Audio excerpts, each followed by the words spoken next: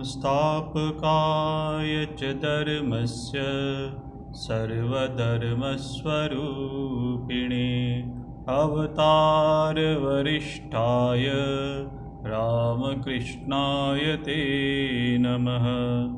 जननीं शारदां देवीं रामकृष्णं जगद्गुरुं पादपद्मे तयो श्रित्वा प्रणमामि मुहुर्मुहुः।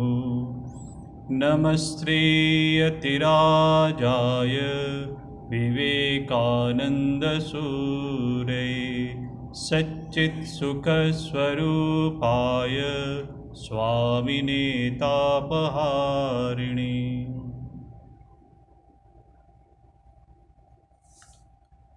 भगवान श्री रामकृष्ण देव की दिव्य लीला, इस विषय पर हम लोग चर्चा कर रहे थे।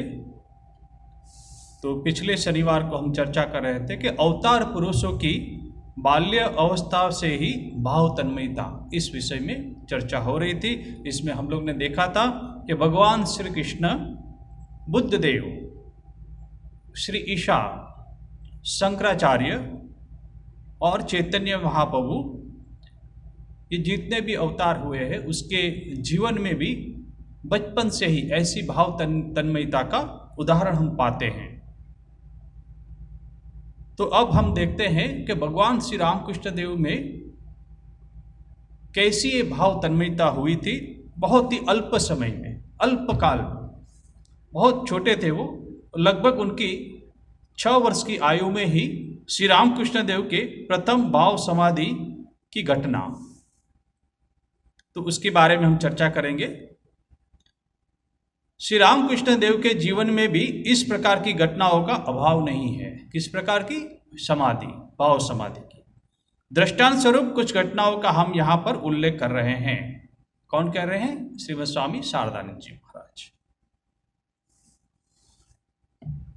उनके श्रीमुख से उन घटनाओं को सुनकर हमें ये विदित हुआ है। देखिए, उनके श्रीमुख से, उनके भगवान श्री रामकृष्ण देव ने खुद अपने मुंह से उस घटना का वर्णन किया था, क्योंकि वो तो 6 साल के ही थे और शारदानंद जी महाराज तो बहुत दिनों के बाद मिले थे, उनकी मुलाकात हुई थी। तो श्री रामकृष्ण देव ने अपने मुंह से शारदानंद जी महाराज से कहा था, विदित हुआ था कि भाव राज्य में प्रथम तन्मय होना उनके लिए अत्यंत छोटी आयु में ही संभव हुआ था, बहुत छोटी आयु में। तो श्री रामकृष्ण देव कहते थे, क्या कहते थे? अपने शब्दों में हम लोग देखते हैं। वहां माने कहा? कामारपुकुर में। मीन्स कि ये जब कह रहे तब वो कामारपुकुर में नहीं थे, वो दक्षिणेश्वर में या अन्य जगह पे होंगे। वहां कामारपुकुर में बहुत छोटी छोटी टोकरियों में बच्चों को चबाने के लिए मुरमुरा जिसको हम लोग कहते हैं, भुजा हुआ चावल, एक प्रकार का चबेना, व्हाइट कलर का जो मुड़मुड़ी होता है वो दी जाती थी। अब छोटे छोटे बच्चे खेल रहे हैं, अब वो लोग को भूख लगी, क्या करेंगे? तो माँ क्या करती थी कि एक मुट्ठा नहीं तो थोड़ा सा मुड़मुड़ी वो लोग को दे देते थे कि जाओ इसको खाओ और खेलो। तो ऐसा ही छोटी छोटी टोकरियों में बच्चों को दिया जाता था। जिनके घर पर उस प्रकार की छोटी टोकरी नहीं होती, सपोज किसी के पास टोकरी नहीं है, तो माँ क्या करेगी? तो कहते हैं कि वे अपने कपड़े पर ही, जो पहना हुआ कपड़ा है, जब्बा पहना, उसके ऊपर डाल दिया या उसको बांध दिया। वहां पे कपड़े पर ही मुड़मुड़ी चबाया करते थे, या कुछ अंगोछा है, कुछ ऐसे ही कोई कपड़ा है, उसके ऊपर रख के खा लेते थे। इस प्रकार टोकरी में और कोई कपड़े पर मुड़मुड़ी लेकर चबाते हुए इधर उधर घूमते फिरते हैं। कौन? बच्चे।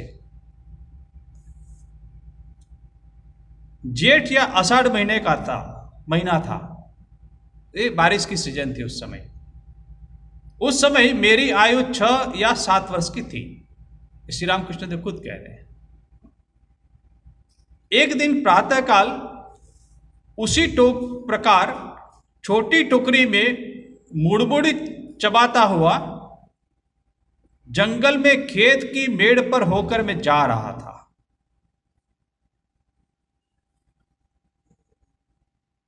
प्रातःकाल का समय है और माने मुड़बुड़ी दीदी गदाई को कि लाओ इसको लो और जाओ घूमो। और क्या, मुड़बुड़ी चबाता जंगल की खेत की मेड़ पर। खेत की मेड़ क्या है कि वहां पे चावल जो है, धान है, उसकी खेती होती है, क्योंकि वहां पे ज़्यादा बारिश होती है। कामारपुकुर जो हुगली डिस्ट्रिक्ट है वहां पे, तो वहां चावल ज़्यादा होता। तो देखेंगे कि जो खेत है वो दोनों तरफ चावल उगे रहते हैं और दोनों खेत पानी से भरे रहते हैं, और बीच में चलने का एक रास्ता होता है दो खेतों के बीच में, उसको मेड़ कहते हैं। और देखेंगे वहां ताल के वृक्ष रहते हैं, बड़े बड़े लंबे लंबे ताड़ के वृक्ष। और उस मेड़ पे चलते चलते श्री रामकृष्ण देव जा रहे हैं। चबाता हुआ जंगल में खेत की मेड़ पे होकर मैं जा रहा था। अब आज इस समय में हम देखते हैं कि सब पेड़ जो है, वृक्ष है, काटे हुए हैं, मैदान दिख रहा है, और उस जमाने में जंगल हुआ करता था। तेलो बेलो जो कहते थे हम लोग, माँ के जीवन में हम पाते हैं उसका वर्णन। और आम के वृक्ष, आंगनबाड़ी वगैरह जो है आम का, वो सब हुआ करता था। तो इसलिए श्री रामकृष्ण देव जंगल के खेत की मेड़ पर से जा रहे थे। आसमान पर सुंदर काली घटा उठी थी। अब जा रहे हैं, आषाढ़ का महीना है, जेठ या आषाढ़ का महीना होगा। देखा कि आकाश में काली घटा छाई हुई थी, माने बादल आ गए थे काला, और थोड़े से पोर्शन में, थोड़ी सी जगह पे काला बादल आ गया था। उसे मैं देख रहा था। तब छोटे से थे, 6-7 साल के, 6 साल के, और उसको श्री रामकृष्ण देव देख रहे हैं और मुड़ी खा रहे हैं। तथा मुड़बुड़ी भी चबाता जा रहा था। कुछ ही समय बाद प्रायः पूरा आसमान बादल से छा गया। और मुड़ी खा रहे हैं, देख रहे हैं, हवा चल रही थी, तो हवा के माध्यम से जितने बादल थे वहां पे पूरे आसमान को घेर लिया, पूरा काला हो गया। शायद सूर्य भी जो है, सूर्य जो है वो ढक गया होगा। आप कल्पना कीजिए, सूर्य ढक गया है, काले बादल है, अंधकार हो चुका है। और ऐसी अवस्था में प्रातः काल था, वो सुबह का समय था, और पूरा आसमान बादल से छा गया। ठीक उसी समय दूध की भांति सफेद बगुलों का एक झुंड। अभी भी गांव में बगुले दिखाई देते हैं, शहरों में तो नहीं दिखाई देते हैं, मगर गांव में अभी भी बगुलों का झुंड दिखाई देता है। तो वहां जैसे ही बादल छा गए काले, श्री रामकृष्ण देव मुड़बुड़ी खा रहे हैं, और देखा, क्या देखा? ठीक उसी समय दूध की भांति सफेद बबूलों का एक झुंड उन काले बादलों के नीचे से उड़कर जाने लगा। अब आप देखेंगे कि बबूले जब उड़ते हैं तो इधर उधर नहीं उड़ते हैं, वो एक लाइन से उड़ते हैं, एक के पीछे एक के पीछे एक ऐसे करके, और बहुत हाइट पे भी नहीं होते हैं, और बहुत सुंदर लगते हैं, वाइट। और देखिए, आप कल्पना कीजिए कि पीछे काले बादल छाए हुए, अंधकार हो चुका है, अब सूर्य भी जो है ढक चुका है, पृथ्वी पे अंधकार आ गया है उस जगह पे, और उस बीच में बबूले कहां से आके लाइन से ऐसे उड़ के जा रहे हैं। इतना सुंदर दृश्य वो होगा, वह एक अनूठा ही दृश्य था। श्री रामकृष्ण देव देख रहे हैं, बोले अनूठा ही दृश्य था। उसे देखता हुआ अपूर्व रूप से तन्मय हो जाने के कारण, जैसे ही बगुलों को देखा वो तन्मय हो गए। होने के कारण मेरी ऐसी अवस्था हुई कि मुझे कुछ भी होश ना रहा। अब वो इतना सुंदर दृश्य देखा तो उनकी तन्मयता, उनको भाव हो गया, और कोई होश ना रहा श्री रामकृष्ण देव को। फिर क्या हुआ? मैं गिर पड़ा। श्री रामकृष्ण देव 6 साल के थे, बोले मैं गिर पड़ा। मेड़ के चारों ओर मुड़बुड़ी बिखर गई, कहीं कपड़े में रखी होगी या टोकरी में वो सब गिर गई और खुद बेहोश हो गए, होश उड़ गया, होश न रहा। कब तक मैं इस हालत में वहां पड़ा रहा मैं कह नहीं सकता। अब समाधि तो हो गई, भाव समाधि। अब कब तक वो वहां रहे श्री राम कृष्ण देव को याद नहीं, शायद 10 मिनट, शायद 1 घंटा, शायद 2 घंटा, कब हुआ किसको मालूम। मगर वो भाव समाधि में चले गए, गिर गए, मुड़मुड़ी गिर गई। और स्वाभाविक है कि आसपास यदि पानी हो तो नहीं लगा होगा, कहाँ पे कीचड़ होगा, मगर वो गिर गए थे, वो छोटे बालक थे। मैंने कब तक मैं रहा मैं कह नहीं सकता।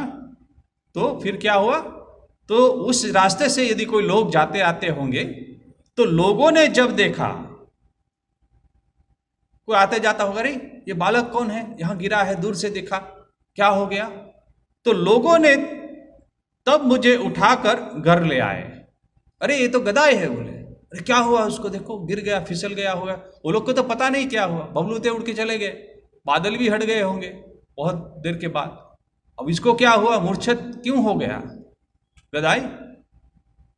और वो लोग को इस घटने के बारे में बात नहीं मालूम नहीं है। तो वो लोगों ने क्या किया, श्री रामकृष्ण देव को, गदाई को उठा के कर ले गए। उसी दिन सर्वप्रथम भाव समाधि के कारण मैं संज्ञाहीन हुआ था। श्री रामकृष्ण देव ने अपने मुंह से यह वर्णन किया था कि उसी दिन सर्वप्रथम भाव समाधि मुझे हुई थी। काले बादल, जेठ अषाढ़ का महीना था, प्रातः काल था, हाथ में मुड़मुड़ी थी, खाने दी थी, मेड़ पे चल रहे थे। कैसे ही अचानक बगुले आए और बगुलों को देख के, उस दृश्य को देख से, उस प्रकृति की सुंदरता को देख के अपने भीतर में जो सुंदरता है उसको एकत्व प्राप्त हो गई और वहीं पे समाधि हो गई और वो गिर गए। और ये घटना 6 साल की उम्र में उनके जीवन में घटी थी। तो बोले सर्वप्रथम भाव समाधि के कारण में संज्ञाहीन हुआ था। ये बहुत ही इंपॉर्टेंट घटना है श्री रामकृष्ण देव के जीवन में।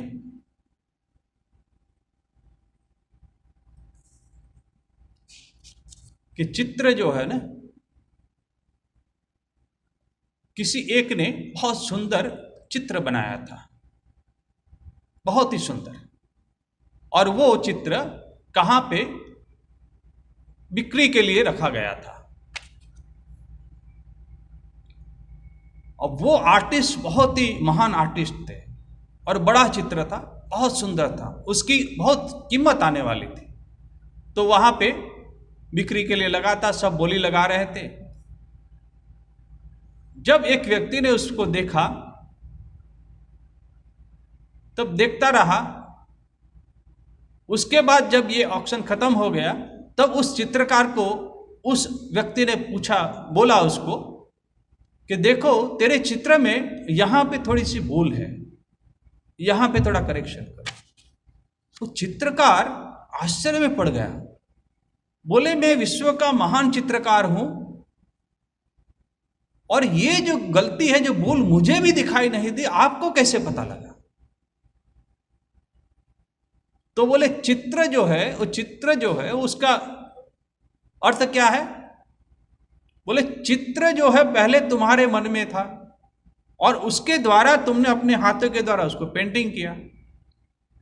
मगर मेरा मन जो है, वो महापुरुष कह रहे हैं कि मेरा मन और वो चित्र जो है, मेरा चित्त और वो जो चित्र है, वो दोनों में कहां मुझे सामंजस्य नहीं दिखाई दिया कोई एक जगह पे।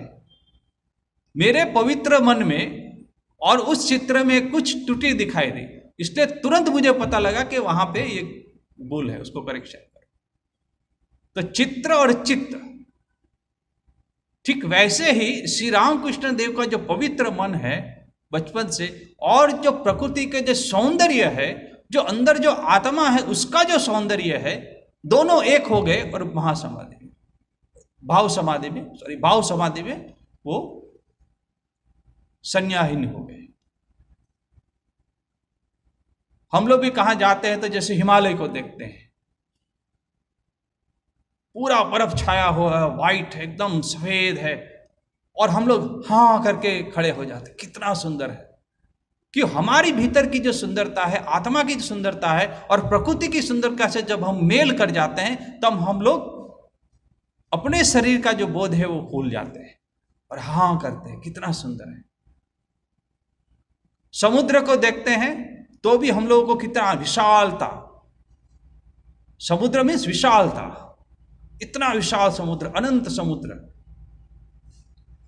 तो उसको देख के भी हम लोग को आनंद होता है। जंगल, जंगल को देखिए, कितने सारे पेड़, अनंत पेड़ लगे हुए, ऊंचे ऊंचे पेड़, तो वो भी अनंतता का भाव देता है। आकाश को देखिए, आकाश को देखने से भी अनंतता का भाव आता है। इसलिए आकाश, समुद्र, पहाड़, हिमालय, जंगल, ये सब देखने से हमारे भीतर जो आत्मा है, उस आत्मा के साथ जो बाहर की जो प्रकृति है, उसके साथ जब मेल होता है, तब हम लोग को आनंद प्राप्त होता है, क्योंकि दोनों मिल जाते हैं। हम अपने शरीर, मन, बुद्धि से ऊपर जाके उसको हम लोग उपभोग करते हैं। उस मन के द्वारा ही होता है, मगर अंदर आत्मा जो है, आत्मा के चलते हम लोग उसको देख पाते हैं, उसका अनुभव कर पाते हैं, उसकी विशालता का अनुभव कर पाते हैं। तो श्री राम कृष्ण देव के जीवन में भी 6 साल की उम्र में जैसे बबूले उड़ रहे थे, वो जो दृश्य था इतना सुंदर था, वो सुंदरता। एक बार श्री राम कृष्ण देव कलकत्ता में, कहां से, उस समय घोड़ा गाड़ी हुआ करती थी, घोड़े से चलने वाले, तो पीछे कहां बैठे हुए थे और जा रहे थे, और साथ में कोई भक्त थे उनके। श्री रामकृष्ण देव जिस रास्ते से जा रहे थे, उस रास्ते से थोड़ी ही दूर पे कोई मदिरा पान कर रहा था, और मदिरा पान करते करते वो लोग आनंद कर रहे थे, कोई हंस रहा है, कोई नाच रहा है। अब वो गाड़ी जैसे ही जा रही है, श्री रामकृष्ण देव के सामने वो दृश्य आया, वो आनंद कर रहे हैं, हंस रहे हैं, नाच रहे हैं, और श्री रामकृष्ण देव पीछे बैठे हुए थे, तुरंत खड़े हो गए और समाधि में मग्न हो गए। तब पास में बैठे जो सेवक थे, जो भक्त थे, उनको पकड़ने गए, तो दूसरे के नहीं, उनको मत पकड़िए, वो अपने आप संभाल लेंगे। और जब तक वो दृश्य श्री रामकृष्ण देव की आंखों से दूर नहीं हुआ, तब तक वो समाधि में रहे। कहीं दूर गाड़ी चली गई, तब जाके उनको होश आया और फिर बैठ गए। क्यों? क्योंकि जो आनंद जो है, बाहर में जो आनंद दिख रहा है और भीतर में जो सच्चिदानंद है, वो एक है। इसलिए श्री रामकृष्ण देव आनंदा देव खल्विमानी भूतानी जायन्ते, ये तैत्तरीय उपनिषद में। तो उपनिषद की बातें श्री रामकृष्ण देव के जीवन में हम लोग साक्षात देखते हैं। ऐसी बहुत सारी घटना है। तो ये जो घटना हुई थी, सर्वप्रथम भाव समाधि में वो निमग्न हुए थे, बाल्यावस्था। अब देखते हैं दोबारा, दूसरी बार कब हुआ, तो बोलते हैं कि श्री विशालाक्षी देवी के दर्शन के लिए आते हुए श्री रामकृष्ण देव का द्वितीय बार भावाविष्ट होना। अब इसका वर्णन हम देखते हैं। श्री रामकृष्ण देव के जन्म स्थान कामारपुकुर से लगभग 1 कोस दूर में आनूर नाम का एक गांव है। कामारपुकुर, आज भी आप जाएंगे तो आज भी वो मंदिर जो है विशालाक्षी देवी का मंदिर है, और वो कामारपुकुर जहां श्री रामकृष्ण देव का जन्म हुआ, उससे बहुत करीब है। आप टोटो से जाइए और आप उसके दर्शन कर सकते हैं। तो आनूर की विश्व लक्ष्मी, उस जमाने में उसको विश्व लक्ष्मी कहते थे। तो विश्व लक्ष्मी क्या है? इन देवी का नाम विश्व लक्ष्मी या विशालाक्षी है। निर्णय करना कठिन है, 2 नाम में से कौन है, तो बोले निर्णय करना कठिन है। प्राचीन बंगला ग्रंथ के अनुसार मनसा देवी का दूसरा नाम विषहरी है। विषहरी शब्द सहज ही में विश्व लक्ष्मी से परिणित हो सकता है। इसके अतिरिक्त मनसा मंगला आदि ग्रंथों में मनसा देवी के रूप वर्णन में विशालाक्षी शब्द का भी प्रयोग किया गया है। अतः मनसा देवी ही संभवतः विषलक्ष्मी या विशालाक्षी के नाम से प्रसिद्ध होकर वहां पर लोगों की पूजा आदि ग्रहण कर रही है। दोनों नाम हो सकते हैं, विषलक्ष्मी या विशालाक्षी, मगर जनरली हम लोग विशालाक्षी देवी से ही जानते हैं। आनूर की विषलक्ष्मी नाम की देवी अत्यंत जागृत है। अभी उसमें मंदिर बड़ा हो छोटा हो, देवी की विग्रह जो मूर्ति हो बड़ी हो छोटी हो, उससे कोई लेना देना नहीं, मगर कहते हैं कि बहुत जागृत देवी है। दूर दूर से चारों ओर से गांव के लोग नाना प्रकार की मनोरथ पूर्ति के निमित्त देवी से मनोती करते हैं। स्वाभाविक है, गांव है छोटा सा कामारपुर, आसपास के जितने भी गांव वाले हैं तो जानते थे कि वह जागृत देवी है, तो सब लोग वहां मनोती मानते थे और अपनी मनोकामना पूर्ण करने के लिए वहां आते थे। तथा अभिष्ट सिद्ध होने पर, माने मनोकामना पूर्ण होने पर यथा समय वहां उपस्थित हो देवी का पूजन करते हैं। एक बार प्रार्थना कर दी, पूजा कर दी, और जब प्रार्थना सफल हुई, इच्छा पूर्ण हुई, तब वो लोग आके फिर वहां आके माँ की पूजा करते थे तथा उसको चढ़ावा चढ़ाते थे। अब गांव के लोग हैं, प्रार्थना हो गई, फलित हो गई, पूजा हो गई, तो कुछ रुपये दान दक्षिणा वहां देते थे मंदिर में। वह अवश्य ही रात्रियों में स्त्रियों की संख्या ही प्राय अधिक होती थी। और स्वाभाविक है, बच्चा बीमार है, क्या कुछ हो गया, तो स्त्रियां जो है वही वहां पे आती थी और पूजा वगैरह करती थी। तथा अन्य कामनाओं की अपेक्षा रोग शांति की कामना। अब ये देवी किस लिए प्रसिद्ध है? बोले शरीर में किसी का रोग हुआ हो और रोग की मुक्ति के कारण प्रार्थना करेंगे तो विशालाक्षी देवी जो है वो प्रार्थना स्वीकार करके जो व्यक्ति बीमार है वो ठीक हो जाता था। तो स्वाभाविक है, अपने छोटे छोटे बच्चे हो तो उसकी चिंता माँ को विशेष होती है। पहले के जमाने में तो इतने सारे औषधियाँ उपलब्ध नहीं थी। अभी जो उपलब्धियाँ हैं, डॉक्टर है, औषधि है, तो पहले के जमाने में इतना नहीं था। तो लोग भगवान के ऊपर ज़्यादा विश्वास रख के वहाँ मनोती करते थे और भगवान भी इस मनोती को मानते थे और ठीक हो जाते थे लोग। ये श्रद्धा थी लोगों में, आज भी है। तो रोग शांति, किसी को रोग हुआ हो वो रोग दूर करने के लिए वहाँ जाते थे और मनोती मानते। तो उसमें स्त्रियों की ज़्यादा थी संख्या। रोग शांति की कामना से ही अधिक संख्या में लोग वहां जाते रहते हैं। दूर दूर से अच्छे घर की ग्रामीण महिलाएं निसंकोच देवी के प्रथम आविर्भाव तथा प्राकट्य संबंधी कहानियों को कहती हुई तथा तद विषय गीतों को गाती हुई देवी के दर्शनार्थ जा रही है। यह दृश्य अभी तक देखने को मिलता है, अभी भी है। ये तो बहुत दिन पहले लिखा है शारदा नंदी में, वो अभी भी लोग जाते हैं वहां पे। श्री रामकृष्ण देव के बाल्यकाल में कामारपुकुर आदि गांव वर्तमान समय से अधिक समृद्ध थे तथा वहां की लोक संख्या भी अधिक थी।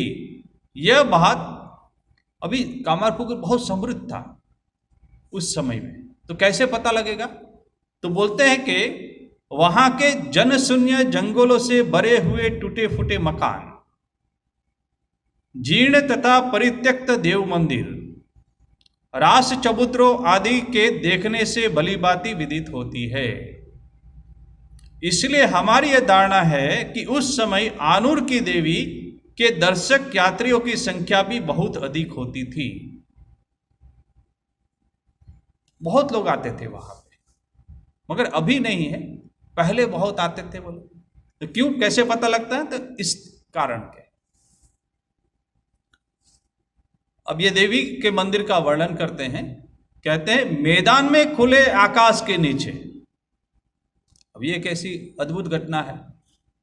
किसी भी देवी देवता का मंदिर होगा, बड़ा विशाल मंदिर होगा, गर्भ मंदिर होगा, उसके अंदर देवी की प्रतिष्ठा की जाती है, देवी देवताओं की, अब यहां लिखते हैं कि मैदान में खुले आकाश के नीचे देवी विराजमान है। खुले आकाश में नीचे शायद कोई पेड़ होता होगा या खुले ऐसे ही, क्यों, तो उसकी चर्चा हम करते हैं थोड़ी देर में।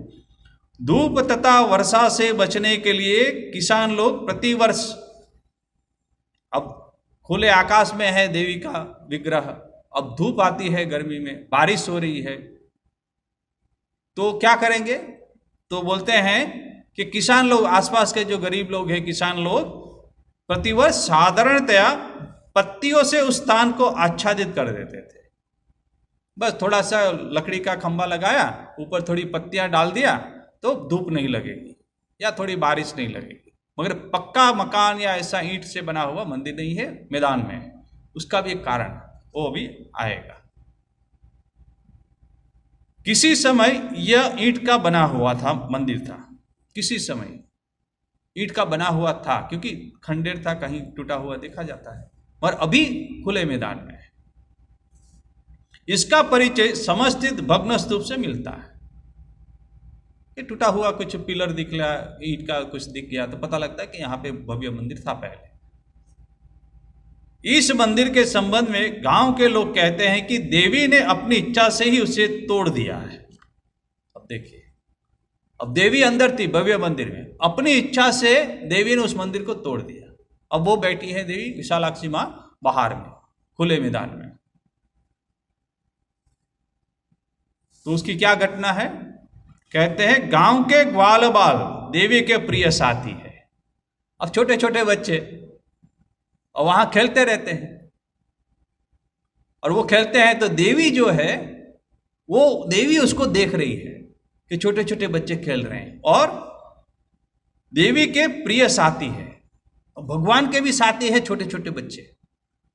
अब गरीब बच्चे हैं, शरीर पे कपड़ा नहीं, कीचड़ से लदे हुए हैं, ऐसे बहुत गरीब बच्चे वहां खेल रहे हैं। प्रातः काल ही वहां पहुंचकर गायों को छोड़कर वे उस जगह बैठ जाते हैं।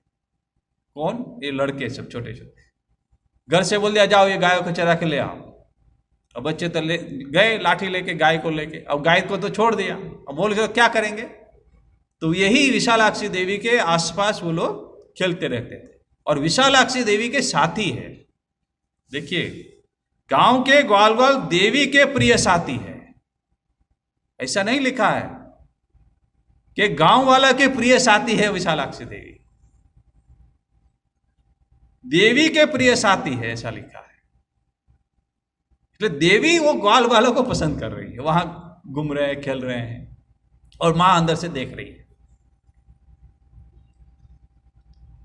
फिर क्या करते हैं, जगह बैठ जाते, छोड़कर उस जगह पे बैठ गए और खेलते रहते, कहानी कहते हैं, गाना गाते हैं, खेलते कूदते हैं। कभी कोई कहानी कह रहा है, कभी कोई भजन गा रहा है, कोई गाना गा रहा है, माँ का गाना गा रहा है, तो माँ सुनती है विशालाक्षी माँ, उसको भी आनंद आता है कि छोटे छोटे बच्चे गाना गा रहे हैं, भगवान का भजन गा रहा है, खेलते कूदते हैं, सब आनंद कर रहे हैं, इधर हल्ला कर रहे हैं। जंगल से फूलों से उनको सजाते हैं। अब बच्चे हैं, आसपास कहीं भी फूल है, कहाँ लाके तोड़ तोड़ के ले आते हैं, और पूरे माँ विशालाक्षी देवी का मंदिर को विग्रह आसपास सजाएंगे, और माँ भी देख रही है कि बच्चे सजा रहे हैं, क्योंकि उनके साथी हैं वो।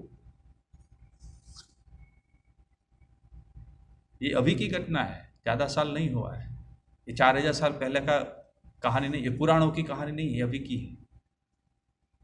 और अभी आप जाएंगे तो अभी भी वो मंदिर है, मगर हम लोग प्रणाम करके चले आते हैं। फूलों से उनको सजाते हैं, तथा यात्री या पथिक वर्ग देवी को जो मिष्टान या पैसा चढ़ाते हैं। अब क्या होगा कि कोई भी वहां से गुजर रहा है तो स्वाभाविक है कि चलो, अरे वहां प्रसिद्ध था ही मंदिर विशालाक्षी मां, तो कोई भी यात्री वहां से जा रहा है, कोई गंगा सागर जा रहा है, तो वहीं पे क्या करते हैं, पथिक वर्ग देवी को मिष्टान या पैसा, ये इंपॉर्टेंट है, किसी ने मिष्टान चढ़ा दिया, भाई 250 ग्राम पेड़ा, आधा किलो पेड़ा या जलेबी या कुछ भी मिष्टान चढ़ा दिया देवी को। अब देवी खाएगी, कौन खाएगा देखते हैं। वो मिष्टान या पैसा चढ़ाते हैं, अब पैसा भी डाल दिया, कॉइन पहले आते थे तो कॉइन डाल दिया, अब वो कॉइन कौन लेता है वो भी देखते हैं। उसे लेकर आनंद बनाते रहते हैं। उसे लेकर कौन आनंद बनाता है? ये लड़के छोटे छोटे। अब वो तो पेड़ा रख दिया, वो चला गया यात्री। अब ये लोग क्या करेंगे? उठा के खा लेंगे। तो पैसा जो डालते हैं वो भी ये बच्चे उठा के ले लेते हैं। पुजारी तो कोई था नहीं, पैसा डाल के चले गए तो उठा के ले गए। इन मधुर उपद्रव के बिना, देखिए मधुर उपद्रव, उपद्रव कभी मधुर होता है? लड़का जब उपद्रव करता है तो पिटाता है, माँ उसको मारती है। मगर ये मधुर उपद्रव कि वो पेड़ा दिया, वो माँ को चढ़ाया, वो खा लिया, पैसा लेके भाग गए। पैसा लेके क्या करेंगे? कहीं से चॉकलेट खरीद के ले आए, फिर कहां से कुछ खरीद के ले आए। तो इन मधुर उपद्रव के बिना देवी को संतोष नहीं होता था। कभी पेड़ा किसी ने नहीं दिया, किसी ने पैसा नहीं दिया, या कभी बच्चे नहीं आए तो देवी को प्रसन्नता नहीं होती थी। आज बच्चे क्यों नहीं आए, कहां गए? विशालाक्षी मां को मधुर उपद्रव के बिना देवी को संतोष नहीं होता था। देखिए कल्पना कीजिए क्या मधुर भाव होगा। एक छोटे इनोसेंट एकदम बालक, निर्दोष बालक के साथ मां का संबंध, भगवान का संबंध। इसके बाद किसी गांव के एक धनाढ्य व्यक्ति ने, अब ये क्लाइमेक्स चेंज हो गया। अब क्या हुआ? बहुत दिनों के बाद किसके पास बहुत पैसा था, उसको विचार आया धनाढ्य व्यक्ति ने, ये क्या करेगा? धनाढ्य व्यक्ति ने अपना कोई मनोरथ पूर्ण होने पर, अब ये धनाढ्य व्यक्ति ने भी वहां विशालाक्षी जी को कुछ प्रार्थना की होगी, कोई भी एक मनोकामना, और वो मनोकामना पूर्ण हो गई। होने पर इस मंदिर को पक्का बनवा दिया। अब जो विशालाक्षी मां खुले मैदान में थी, अब इसको बुद्धि आई कि चलो मेरी मनोकामना पूर्ण हो गई, अब मां को अच्छा मंदिर में हम प्रतिष्ठित करेंगे। अब उसने बड़ा मंदिर बनवा दिया, पक्का बनवा दिया, तथा उसमें देवी जी की प्रतिष्ठा कराई थी। अब जो बाहर में देवी थी खुले आकाश से, उसको अंदर ले गए। अब क्या होता है देखते हैं। प्रतिदिन साईं प्रातः पुजारी आकर पूजन करता था। अब बड़ी मंदिर हो गया, अब पुजारी को नियुक्त कर दिया, उसकी ठीक से व्यवस्था, पूजा करो, उससे जो प्रणामी आती है उसको ठीक से रखो, पैसे को, उसकी जो मिठाई चढ़ाई जाती है मिष्ठान, उसको ठीक से रखो, माँ को चढ़ाओ, इसे व्यवस्थित होने लगा। फिर रात हो गई तो दरवाजा बंद करो, ताला मारो, फिर सुबह हुई दरवाजा खोलो, फिर ये सब व्यवस्थित चले। पुजारी नियुक्त हो गया, पुजारी आकर पूजन करता था तथा मंदिर के दरवाजे बंद करके चला जाता था। ये गड़बड़ हो गई, मंदिर का दरवाजा बंद करके वो चला जाता था पुजारी। अब कब जाता था? कभी भी चला गया हो तो, उसकी पूजा खत्म हो गई वो चला गया, और यात्री आते थे, दर्शन करते थे, चढ़ावा देते थे, मिठाई देते थे, ये सब होता था। फिर देखिए क्या होता, जो लोग दर्शन करने आते वे दरवाजे की जाली के छेद से, अब मां पहले बाहर थी अब अंदर चली गई, अब उसने ग्रिल लगा दिया, जाली लगा दी। अब जाली में जितना छोटा छोटा जाली है उसमें से दरवाजे की जाली से छेद से अपनी भेंट मंदिर में डाल देते थे। भेंट क्या? वो पैसा, कॉइन अंदर ऐसे करके डाल दिया, और वो कॉइन दूर जाके गिरा। जाली तो गिर के एकदम करीब तो नहीं होगी, 3-4 फीट का तो अंतर होगा। अब छोटी छोटी जाली है, उसमें थोड़े छोटे छोटे वो छेद हैं, और वो डाल देते थे। कुछ आया, मिठाई वगैरह आया तो पुजारी है तो उसको दे दिया, अंदर रख दिया, दरवाजा बंद करके चला गया, या फिर वो खुद ले गया, या फिर दरवाजा बंद है तो वो छेद में से वो मिठाई का टुकड़ा अंदर डाल दिया, एक पेड़ा अंदर डाल दिया, 2 डाला, 3 डाला, पूरा पैकेट नहीं गया तो एक एक करके डाल दिया। अब वो बाहर नहीं रहा, सब अंदर रहा। अब क्या हुआ? अतः अब किसान वालों के लिए पहले की तरह उन पैसे को समेटने, पहले क्या था कि बाहर ही पड़ा रहता था, अब पैसा समट लेते थे, वो चला गया यात्री तो भाई जाओ जल्दी लाओ जल्दी लाओ। उस जमाने के आना जो भी हो, पैसे को समटने तथा मिष्टान आदि खरीद कर एक बार देवी को दिखाकर, पैसा समेट लिया, मिष्टान रख के चला गया, वो छोटे छोटे बच्चे हैं माँ खाओ ऐसा करके भाग गए लेके, मिठाई का बॉक्स लेके भाग जाते थे। मिष्टान आदि खरीद कर एक बार देवी को दिखाकर स्वयं पा लेने और आनंद मनाने की सुविधा न रही। आनंद खत्म हो गया बच्चे का। अब तो सब अंदर, पैसा अंदर, मिठाई अंदर, देवी जी का दरवाजा बंद, वो आनंद नहीं कर पा रहे। अब जो पैसा था उससे जो चॉकलेट खरीदते थे वो भी बंद हो गया, मिठाई खरीदते थे वो भी बंद हो गया।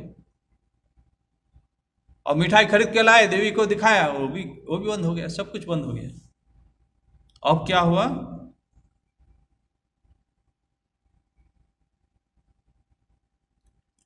देवी की जी को दिखाकर स्वयं पा लेने और आनंद मनाने की सुविधा न रही, आनंद बंद हो गया। इसलिए क्षुब्ध होकर उन्होंने देवी से प्रार्थना की। किन्होंने? छोटे छोटे बच्चे। तो गड़बड़ हो गया। अब छोटे छोटे बच्चे माँ के पास खड़े रह गए, दरवाजा बंद है, और प्रार्थना की। प्रार्थना क्या? कंप्लेंट की। बोले कि माँ, मंदिर के अंदर जाकर हम लोगों का भोजन करना तूने बंद किया। बस कंप्लेंट सीधा। क्या बोल रहे हैं? माँ, छोटे छोटे छोटे बच्चे, अब साक्षात माँ को बोल रहे हैं, ऐसा नहीं कि कोई मूर्ति को बोल रहे हैं। माँ, मंदिर के अंदर जाकर हम लोगों का भोजन करना तूने बंद किया। तेरी कृपा से नित्य हम लड्डू मिठाई छकते थे। बोले तेरी कृपा से जितना आता था मिठाई ये सब लड्डू खाते थे, अब हमें कौन उन चीजों को देगा? तुम तो अंदर चली गई, अब कौन हमको देगा? घर से तो पैसा मिलता नहीं है, और तुम तो अंदर चली गई, मंदिर में आराम से बैठ रही, अब कौन देगा? ये कंप्लेन करती। प्रार्थना तो लिखा है मगर तो प्रार्थना कहाँ है? तो माँ को कंप्लेन कर रहे हैं। अब हम कौन उन चीजों को देगा? अब हमें। सरल हृदय किसान वालों की यह प्रार्थना देवी के कानों तक पहुंची। देखिए ये बहुत इंपॉर्टेंट है। बेचारे सरल रो रो के बोल रहे होंगे, माँ क्या करे, क्या मिठाई गई, लड्डू गए, पैसे गए, रो रहे होंगे। वो रो रहे हैं माँ के सामने, तो माँ थोड़ी शांत बैठेगी। तो पहले ही लिखा है कि ग्वाल ग्वाल देवी के प्रिय साथी थे। अब प्रिय साथी को यदि कोई दुख देगा तो माँ के हृदय में तो लगेगा ही। और बच्चे कंप्लेन किए और देवी के कानों तक पहुंची। सुन लिया माँ ने क्या बच्चे दुखी है। अब क्या हुआ? तथा उस रात्रि में वह मंदिर इस प्रकार फटा। पक्का मंदिर उस रात्रि में ही, उसी दिन तात्कालिक फट गया मंदिर। बच्चों की पुकार सुनी मां ने, मंदिर फट गया। क्या बोलते? उसी रात्रि में वह मंदिर इस प्रकार फट गया कि कहीं मूर्ति न दब जाए, इस भय से व्याकुल हो दूसरे दिन पुजारी ने पुनः देवी को बाहर लाकर खुले आकाश के नीचे रख दिया। अब ऐसा फटा कि पुजारी देखा सुबह आकर मंदिर फट गया, अब देवी जी को नुकसान पहुंचेगा, विग्रह टूट जाएगा, तो घबरा गया। तो तुरंत मूर्ति निकाल के फिर जैसे था वैसे आकाश के नीचे रख दिया।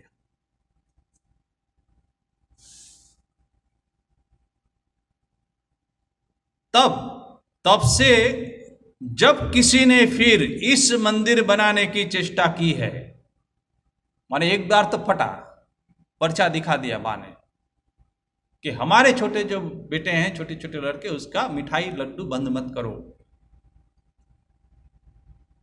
जिस किसी ने फिर से मंदिर बनाने की चेष्टा की है, उसी को देवी ने स्वप्न, देखिए देवी ने स्वप्न दिया।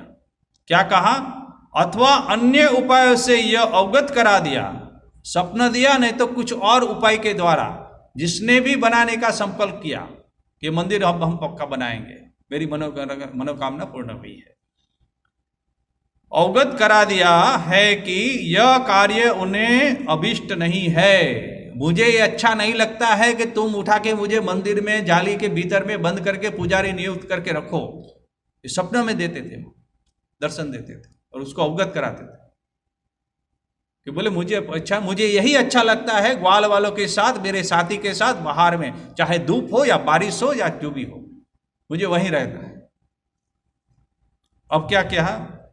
ग्रामवासियों का कहना है कि इन लोगों में से किसी किसी को डरा कर भी मां ने उक्त कार्य कराया है।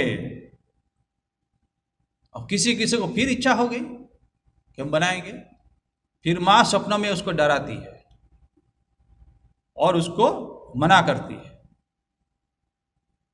उन्होंने स्वप्न में कहा, किसने? मां विशालाक्षी ने स्वप्न में कहा, मैं ग्वाल बालों के साथ मैदान में बहुत आनंद से हूं। मंदिर में मुझे बंद करने से तेरा सत्यानाश कर दूंगी। देखिए, एकदम सत्यानाश कर दूंगी तेरा, यदि तुमने मुझे मंदिर में रखा। मैं यही ठीक हूं बाहर में मेरे बच्चों के साथ। तेरे वंश में किसी को जीवित नहीं छोड़ूंगी। बाप रे, वंश खत्म कर दूंगी। वो मेरे बच्चे को यदि तुमने दुख दिया, मेरे बच्चे का लड्डू मिठाई और जो पैसा है यदि छीना, उसका आनंद छीना, तेरा सत्यानाश कर दूंगी और तेरे वंश में किसी को जिंदा नहीं छोड़ूंगी। देखिए, इसका नाम है भगवान, तो इसका नाम है भक्त। भक्त कौन? छोटे छोटे इनोसेंट। ये जो संबंध है भक्त और भगवान का, ये इंपॉर्टेंट है। मां खुद कहते हैं कि मैं बाहर रहूंगी। तो ये है विशालाक्षी देवी का मंदिर। आज भी आप जाएंगे, आज भी मां का दर्शन मिलता है, वहां पे है, वैसे ही छोटा सा मंदिर है, आज भी लोग जाते हैं। इसलिए कहते हैं बहुत जागृत देवी है, और रोग मुक्ति के लिए सब लोग जाते हैं उस जमाने में। तो ये हो गई विशालाक्षी मां का इतिहास, मंदिर का इतिहास। अब आता है श्री रामकृष्ण देव को भाव समाधि हुई थी। समय भी हो गया, चलिए जितना हो सके आगे बढ़ते हैं। श्री रामकृष्ण देव की आयु उस समय 8 वर्ष की थी। 6 साल में तो वो बबूला वाली घटना हुई, अब 2 साल बीत गया, अब 2 साल के बाद अब ये घटना हो रही है विशालाक्षी महादेवी के मंदिर के जाते समय। उनका यज्ञोपवीत नहीं हुआ था। किसका? श्री रामकृष्ण देव, छोटे थे अभी भी। कुलीनगर की अनेक महिलाएं एक दिन इकट्ठी होकर विशालाक्षी देवी को मनोती देने के लिए जंगल के रास्ते हो जा रही थी।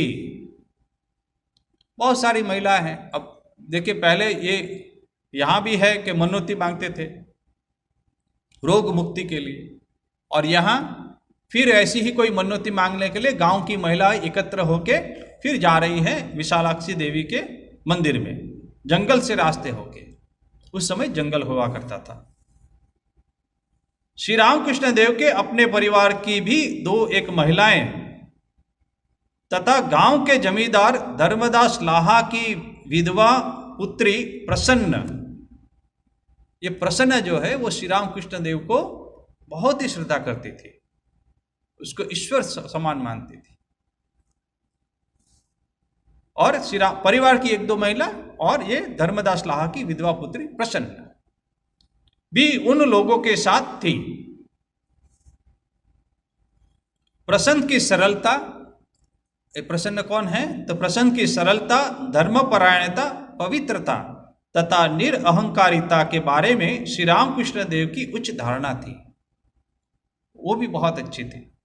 सभी विषयों में प्रसन्न की सलाह लेकर चलने के लिए श्री रामकृष्ण देव ने कई बार मां शारदा देवी से अनुरोध किया था तथा प्रसन्न की चर्चा अपनी भक्त महिलाओं से भी वे समय समय पर किया करते थे।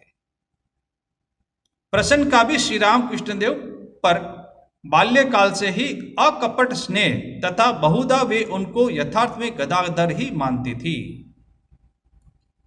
श्री रामकृष्ण देव के श्रीमुख से देवताओं तथा ईश्वर के पुण्य चरित्र एवं भक्तिपूर्ण संगीत को सुनकर मोहित हो सरल हृदया प्रसन्न उनसे पूछती थी। क्या पूछती थी? बोलते हैं, अच्छा गदाई, सचमुच मुझे कभी कभी तो ईश्वर है ऐसा क्यों प्रतीत होता है? देखो फिर से पढ़ता, अच्छा गदाई, सचमुच मुझे कभी कभी तू ईश्वर है ऐसा क्यों प्रतीत होता है? अरे सचमुच में तू ईश्वर मालूम पड़ता है। छोटा था, 8 साल का है गदाई। यह सुनकर गदाई के चेहरे पर मधुर मुस्कान झलक उठती थी, किंतु वे कहते कुछ न थे। अब मधुर मुस्कान, आप कल्पना कीजिए कि श्री रामकृष्ण देव गदाई की जो मुस्कान है वो कैसी होगी। मधुर मुस्कान, पूरा गांव पागल हो गया था। जैसे भगवान श्री कृष्ण की मुस्कान है, पूरा वृंदावन पागल हो। गोप गोपियां सब, गाय सब, जितने पशु है सब पागल। कृष्ण की एक बांसुरी की धुन पे सब गायें आ जाती थी, सब गोपियां दौड़ के आ जाती थी, अपने अपने काम छोड़ के आ जाती थी, अपने अपने पतिदेव को सेवाएं छोड़ के आ जाती थी। एक धुन छेड़ दिया कृष्ण ने, एक मुस्कान देखने के लिए समस्त प्रकृति श्री कृष्ण के पीछे चलती थी।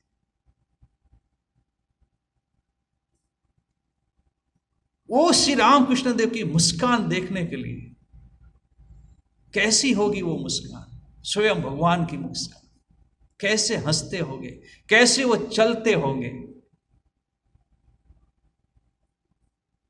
कैसे वो कृष्ण चलते होंगे, कैसे वो बांसुरी बजाते होंगे, कैसे कामारपुकुर में श्री रामकृष्ण देव चलते होंगे, कैसे आसपास के लोगों के साथ बात करते होंगे। कल्पना कीजिए उनकी मुस्कान के बारे में।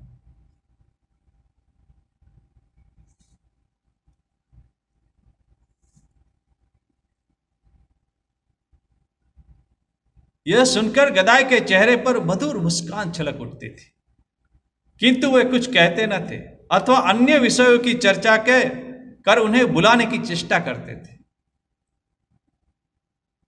क्योंकि वो तो मालूम है कि वो कौन है, तो बुला देते थे कि नहीं नहीं अरे छोड़ो। प्रसन्न उनकी बातों में न आकर गंभीरता पूर्वक अपने मस्तक को हिलाती हुई फिर कहती थी, फिर गंभीर होकर फिर कहती थी, तू चाहे कुछ भी कहे। किसको? गदाई को। तू चाहे कुछ भी कहे, किंतु तू मनुष्य नहीं है। 8 साल का, बोले तू मनुष्य नहीं है। श्री राधा कृष्ण की मूर्ति स्थापित कर प्रसन्न प्रतिदिन अपने हाथ से उनकी सेवा का आयोजन करती थी। पर्व तथा उत्सव आदि के समय उस मंदिर में अभिनय संगीत आदि होते थे, किंतु प्रसन्न उनको कदाचित ही देखती सुनती थी। पूछने पर वह कहती, देखिए क्या सुंदर बात कहती है, वो संगीत आदि नहीं सुनती थी, अरे नहीं छोड़ो, बाकी संगीत बजते थे वो। फिर कहती थी, गदाई के संगीत सुनने के बाद, गदाई जो भजन गाते हैं, देवी का स्तोत्र पाठ जो करता है, वो संगीत, गदाई के संगीत सुनने के बाद और किसी संगीत में मुझे मिठास नहीं मिलती है। और कल्पना कीजिए कि वो मिठास कैसी हो। सब दुनिया की सब मिठास व्यर्थ हो गई प्रसन्न के लिए। वो ऐसी कैसी मुस्कान होगी, दुनिया की सभी मुस्कानें तुच्छ लगने लगी। भगवान की मुस्कान है, भगवान से मुंह से निकला हुआ वो संगीत है, वो प्रसन्न के हृदय को छा लेता है, छू लेता है। गदाई कानों को बिगाड़ गया है।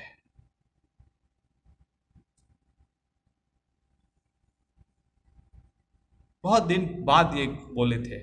बोलते हैं कि यद्यपि यह बहुत दिन पहले की है, गदाई बोले मेरे कानों को बिगाड़ गया है और उसके सिवा और सुनने की इच्छा नहीं। समय हो गया है, आज इतना ही। ऐसे ही हम हर शनिवार को कोशिश करेंगे कि भगवान की लीला के बारे में चिंतन करेंगे, कम से कम उसकी मुस्कान के बारे में। आज इतना ही। ओम शांति शांति शांति। हरि ओम तत्सत्।